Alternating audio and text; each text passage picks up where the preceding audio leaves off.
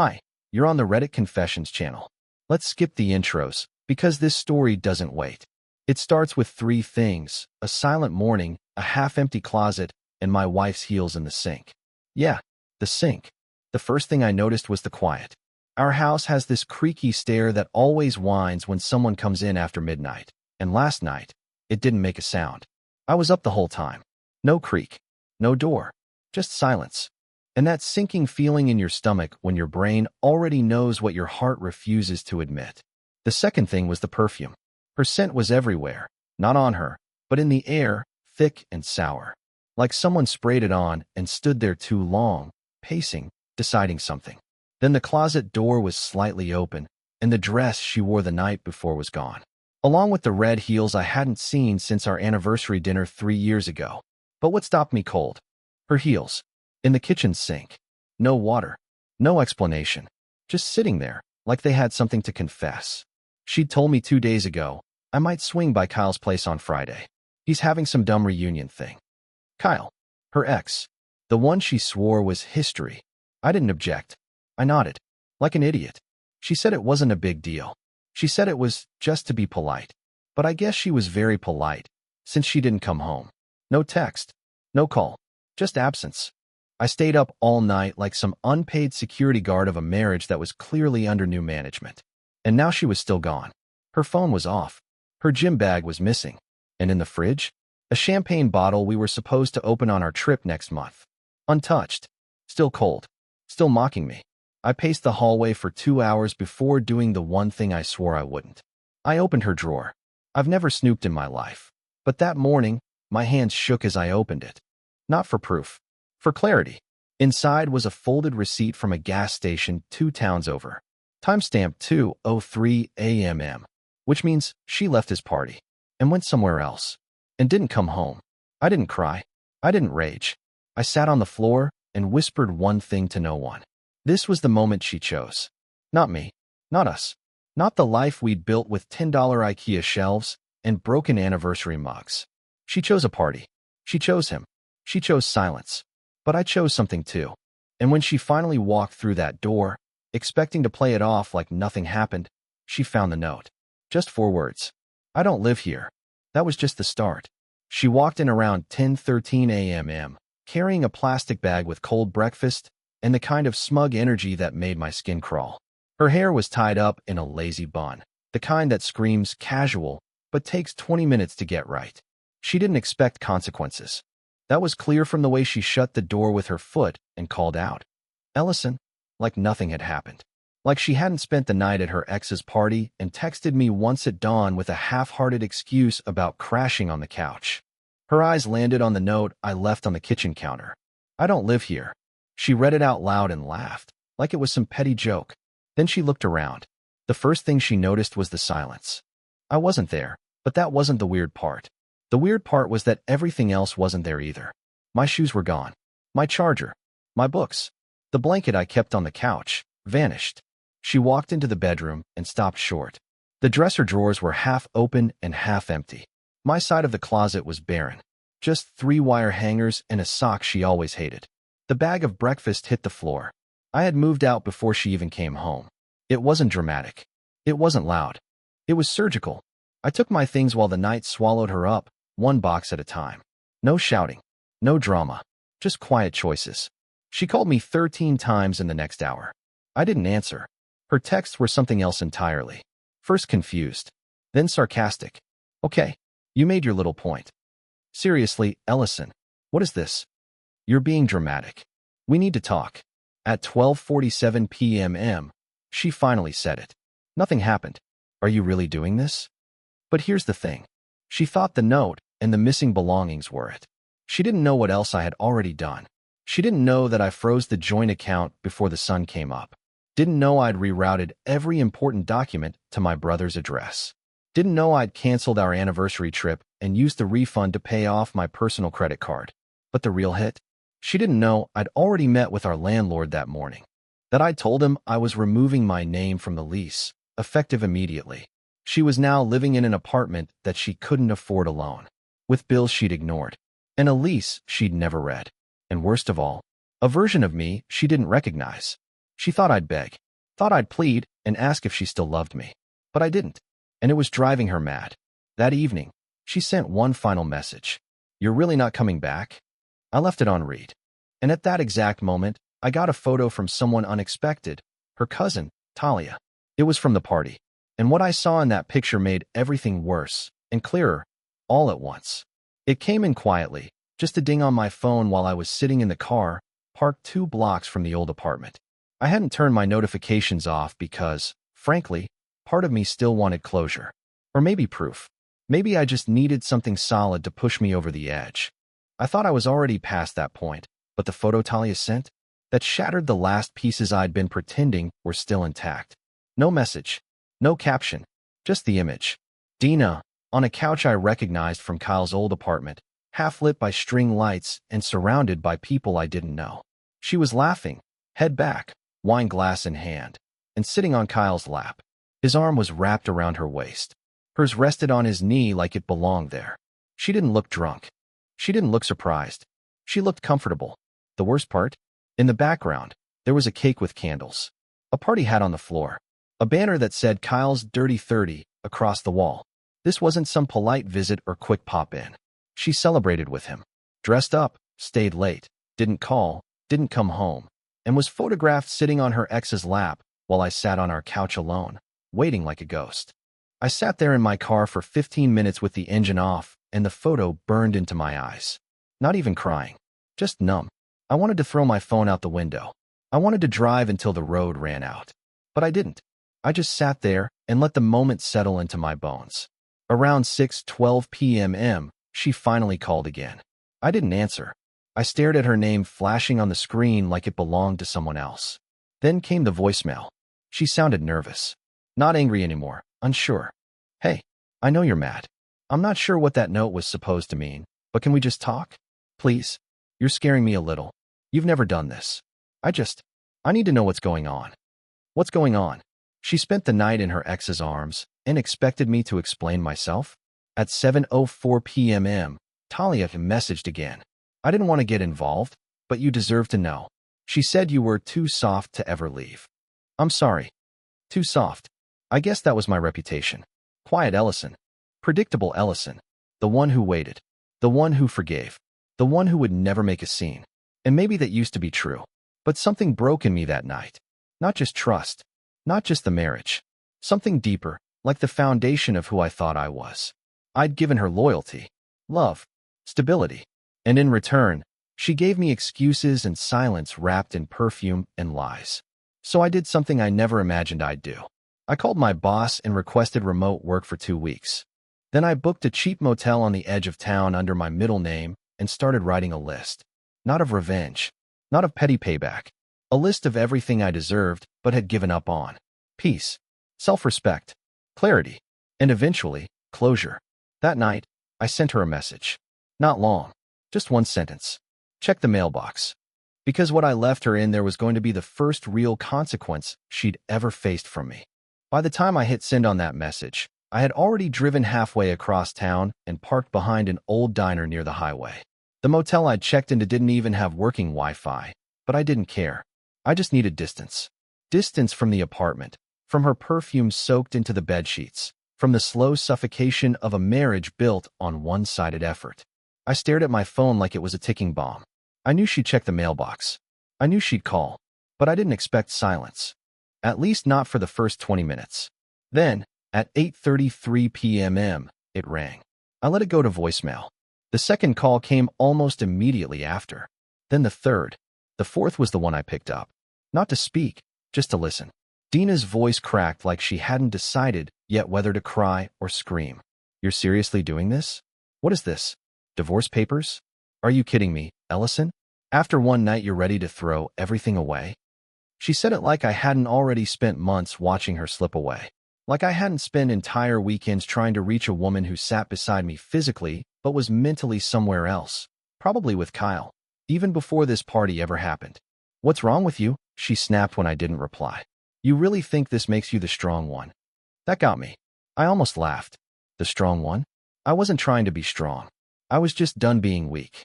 She kept talking, her voice climbing. "You think walking away makes you better than me? You think mailing me divorce papers is mature? Grow up, Ellison. You're acting like a child. I ended the call. No goodbye, no defense, no debate. Because what she didn't know was that those papers weren't just for drama. I'd already signed them. I'd already filed them. And I'd already paid the fee with the money she thought we'd be using for our anniversary trip next month. Yeah, the irony wasn't lost on me. Inside the envelope I left in the mailbox were more than just the divorce documents. I'd included a photo too, the same one Talia sent me. I printed it out and wrote one sentence on the back in red pen. This is where I stopped fighting for us. I imagined her staring at it, trying to figure out when I had changed. But the truth is, I hadn't changed. I just finally noticed she had. At 10:12 p.m., she sent a text. Is there someone else? And for a brief moment, I felt something unfamiliar. Power. Not revenge. Not pride. Just the quiet control of no longer begging someone to care. I didn't answer her. Instead, I turned off my phone and walked into the diner. It was almost empty, save for a tired server who didn't ask questions when I ordered pancakes and coffee at night. I sat in that booth for 2 hours, just breathing. Not thinking about her. Not picturing her reaction. Just listening to the hum of fluorescent lights and letting the silence be mine for once. Somewhere between the second refill of coffee and the last bite of syrup-soaked pancakes, I realized something strange. I wasn't heartbroken. I was hollow, yes. Exhausted. But I wasn't broken. Because when a person finally leaves a place where they were never truly seen, it doesn't feel like loss. It feels like air. And for the first time in years, I could breathe. I thought the silence would last. That she'd take the hint. Maybe even respect it. But no, Dina never liked not being in control. And once she realized I wasn't bluffing, that I wasn't just sleeping at my brother's or sulking in some bar waiting for her to reel me back in, she shifted gears fast. It started the next morning with a knock at the motel door. I never told her where I went, but I guess all it took was checking our shared calendar where I'd once noted the name of this cheap roadside place during a failed road trip plan. Her memory had always been selective, especially when it benefited her. I heard her before I saw her. She was banging on the door, calling my name like we were in a movie. Like she hadn't vanished into someone else's night just 2 days before. Ellison, open the door. This is ridiculous. Her voice was raw. I didn't move. I just sat on the edge of the bed and watched the doorknob twitch like it might come off. After a few minutes, the banging stopped. I thought maybe she'd left. Then I saw the shadow at the window. She slid a note under the door. No envelope. Just a crumpled piece of paper with smeared ink that read, "If you won't talk to me, I'll make you listen somewhere else." That's when I realized this wasn't going to be clean. She couldn't stand being the one left behind. She couldn't handle looking like the one who got dumped. It was never about the marriage. It was about her pride. She started showing up at places I used to go. Our local grocery store. The coffee shop near my old office. She even left a bag of my clothes at my sister's front door with a note that said, "You left too fast. You forgot who you are." I didn't respond. I didn't even open the bag. But what really twisted my stomach came 3 days later when my coworker Ava pulled me aside and asked, "Hey, is everything okay? Your wife came by the office yesterday looking for you." She seemed frantic. That was when it hit me. She wasn't trying to fix us. She was trying to find me. To drag me back into a situation I'd already escaped. She wasn't sorry. She was spiraling. And somehow, her chaos was supposed to be my responsibility again. Later that evening, I checked my email and found one that nearly made me laugh. She'd forwarded a screenshot from a wedding photographer's website we'd once considered booking. In her message, she wrote, "Remember when we thought this would be our 10-year anniversary shoot? I still want that. You can too." 10 years. She wanted to skip over the damage. Pretend the betrayal was a small crack, not the fault line that had swallowed us whole. I didn't reply, but it didn't stop her. She called my mother. My mother, who had always tiptoed around our marriage, pretending everything was fine even when it wasn't. Dina told her I was going through something and might need help getting back on track. As if walking away from her manipulation was a sign I needed therapy. As if I hadn't been gaslit into emotional starvation for the past 2 years. That night, I packed what little I'd brought to the motel and left. Again, I didn't leave a note this time. No message. No warning. I turned my phone off and drove west without a destination. Just a need. Somewhere deep in the desert, just before midnight, I pulled into a dusty rest stop and sat under the sky. No noise. No lights. No Dina. I'd never felt so empty. But I'd never felt more free. I thought cutting contact would end things.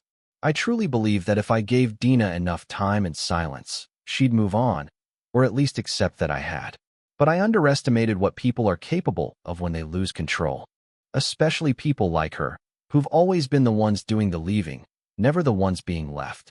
The threat came a week later, in a message that made my hands go cold the second I read it. It was short, just 7 words. I think HR would love to chat. That's all she wrote. But the implications hit me like a freight train. My heart started racing. My stomach dropped. My hands started typing a reply, then stopped. I knew better. She wanted a reaction. She wanted me to panic, to beg, to ask her what she meant so she could twist the knife a little deeper. I deleted my response before I sent it. The thing was, Dina knew things. Personal things. Vulnerabilities I had shared over the years that she could easily twist into accusations if she wanted to. I'm not perfect. I've vented about coworkers. I've joked around in emails. I once told her in confidence about a time I cursed under my breath during a Zoom call and hoped no one heard. It was nothing, but in the hands of someone who wanted to hurt me, it could be spun into a pattern, a narrative.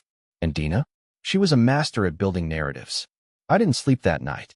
I checked my work email obsessively. Nothing came through, but the fear lingered, not because I'd done anything wrong, but because I knew she could lie well enough to make people believe I had. The next day, I reached out to my direct supervisor, just in case. I told him I was going through a rough personal situation, nothing illegal, nothing HR-worthy, but that I wanted him to be aware in case rumors ever reached him. He looked at me with that awkward half-smile managers use when they don't want to get involved. As long as it doesn't hit our inboxes officially, it's not our business. That didn't comfort me. By Friday, I was a wreck. Every time my phone buzzed, I braced myself for a call from HR. Or worse, from my mother. I'd warned her not to get involved, but I knew Dina had her claws in places I couldn't control anymore. She was spreading a version of our story to anyone who would listen. One where I was the villain, cold and unfaithful, having a midlife crisis and abandoning her without warning. I got a message from an old friend, someone we used to double date with, saying, "I don't know what's going on, but if any of this is true, man, I'm disappointed." Any of what exactly? That's what Dina was good at. Suggesting things. Planting seeds of doubt. Letting other people write the details so she could play innocent later. At this point, I was cornered. Not legally. Not physically. But emotionally. She hadn't just betrayed me. She was trying to erase the version of me that still had dignity. So I decided to fight back. But not with threats. Not with exposure. With truth. I began documenting everything. Every message, every voicemail, every screenshot of our financial records that showed the dates she took money from our account while lying about needing help with bills. I compiled texts that contradicted her claims. I even backed up old conversations where she mentioned Kyle, casually, then more often, until his name was in nearly every third text. But I wasn't going to use them yet. I needed something bigger, something she couldn't spin, and it came from someone unexpected. A direct message popped up on my screen from a name I didn't recognize. "You don't know me, but I know what happened at Kyle's party, and I have something you're going to want to see." The message sat there for a while before I even dared to click it. The username was something generic. No profile picture, no mutual connections. Just a name I didn't recognize and those eerie words. "I know what happened at Kyle's party." I stared at it long enough to convince myself it was spam or some kind of scam. But curiosity has its own gravity. Eventually, I opened the chat and replied with a simple, "Who are you?" The typing bubble appeared immediately. This person had been waiting. "My name's Rowan. I used to work with Kyle. I was at the party. You don't know me, but I know who Dina is and what she did that night. I think you deserve the truth." At first, I didn't believe them. It sounded too convenient, too clean. Some stranger swooping in to confirm my worst fears. It felt like a setup. But then they sent a photo. Not the same one Talia had shared.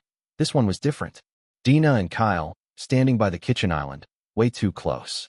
Her hand on his chest, his lips on her neck. There was no mistaking it. No innocent way to interpret that. The timestamp on the photo read 12:48 a.m.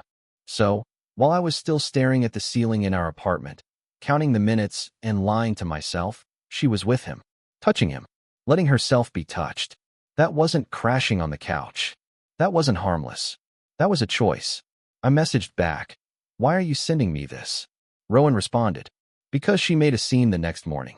Screamed at Kyle, called him a mistake, and said she had to go back to her idiot husband before he noticed anything. I hate people like that.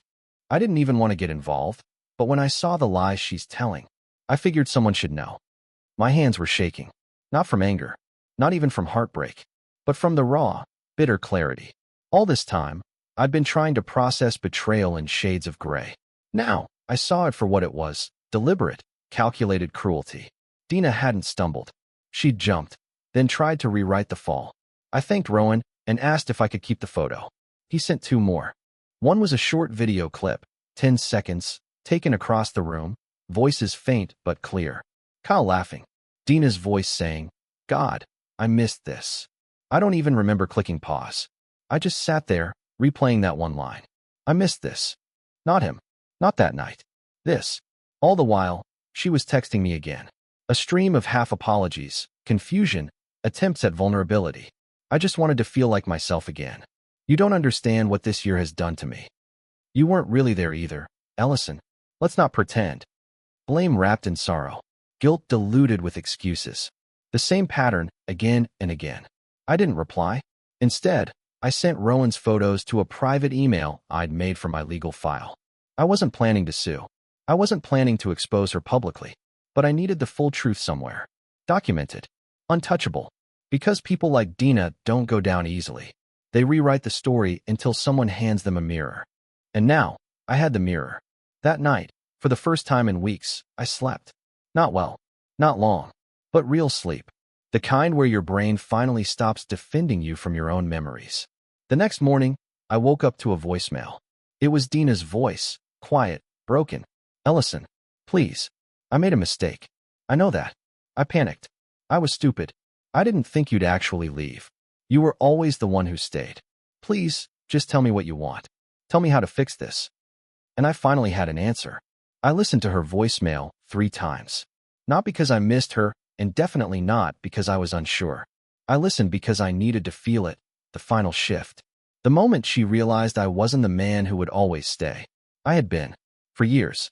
Through cold silences, half-hearted apologies, and emotional withdrawal that slowly unraveled everything we built. But not anymore. Her voice sounded unfamiliar, like she didn't recognize herself either. Like she was suddenly living in the consequences she never thought would arrive. But I wasn't going to reply. Not out of bitterness. Out of clarity. I didn't want her to hurt. I just wanted her to stop holding the pen in my story. A week later, I sat across from a quiet notary in a courthouse office. I signed the final set of papers and slid them across the desk. It was done. No courtroom drama. No shouting match. Just ink on paper and a signature that freed me. I left with no bitterness. No plan to win the breakup. I wasn't interested in burning her world down. I just didn't want to live in it anymore. And in the strangest way, the emptiness afterward wasn't scary. It was calm. Like when the noise finally stops after a long storm. You just sit there for a moment, listening to the quiet, and realize it's the first time you've truly heard yourself breathe. I moved into a smaller apartment closer to work. Got a dog, something she never wanted but I'd always dreamed about. I started spending time with people who didn't make me feel like I had to shrink to fit their lives. I even reached out to Rowan and thanked him again. He didn't need to get involved, but sometimes the truth finds a way, even when we're too afraid to go looking for it. A few weeks ago, I ran into an old neighbor who said Dina had moved out of the apartment not long after. I didn't ask where she went. I didn't need to know, because for the first time in years, I'm not looking backward. And that's what peace looks like. So, to anyone out there holding on to someone who only loves the version of you that stays quiet, let go. You deserve the version of yourself that finally speaks. Thanks for watching Reddit Confessions. Now I want to hear from you. What's the most unexpected way someone's betrayal ended up changing your life for the better? Drop it in the comments. Let's turn pain into something powerful, together.